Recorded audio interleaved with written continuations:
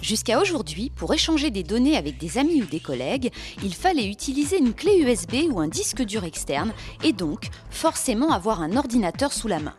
Créé par la société française Leio, ce drôle de petit appareil qui tient dans une poche et permet de stocker jusqu'à 16 Go de données pourrait bien révolutionner les usages. Deux utilisateurs de Leio vont en effet pouvoir échanger leurs fichiers personnels ou professionnels sans ordinateur et sans fil d'une simple secousse du poignet. La prouesse ne réside pas ici seulement dans le geste, mais dans la vitesse de transfert des données, 10 mégaoctets secondes, soit 3 à 4 fois plus qu'en Wi-Fi et 100 fois plus qu'en Bluetooth.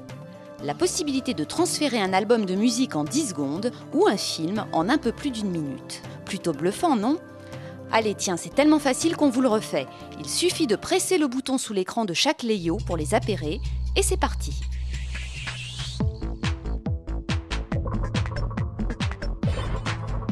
Le contenu d'un Leio s'organise en quelques dossiers principaux, photos, musique, vidéo, fichiers professionnels, que chaque utilisateur remplit à son gré en branchant son appareil sur son ordinateur pour transférer ses dossiers. La seule véritable synchronisation porte sur ses liens internet favoris ou ses profils de sites communautaires type Facebook. Il est en effet possible de les transférer automatiquement vers son Leio en les faisant glisser vers la gauche de l'écran de l'ordinateur. Vendu 179 €, le Leio ne sera pas forcément dans toutes les poches tout de suite. Aussi, l'appareil offre-t-il deux autres modes de transfert plus universels. Tout d'abord, grâce à son port USB situé sur le côté, on peut le connecter à une clé classique pour le traditionnel échange de données. Plus original, l'appareil intègre une clé USB de 2 Go détachable.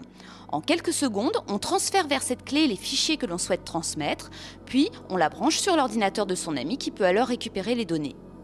La protection des données est assurée par un lecteur d'empreintes digitales qui, au bout de 3 essais infructueux, bloquera l'appareil un peu à la façon de 3 mauvais codes PIN saisis sur un mobile.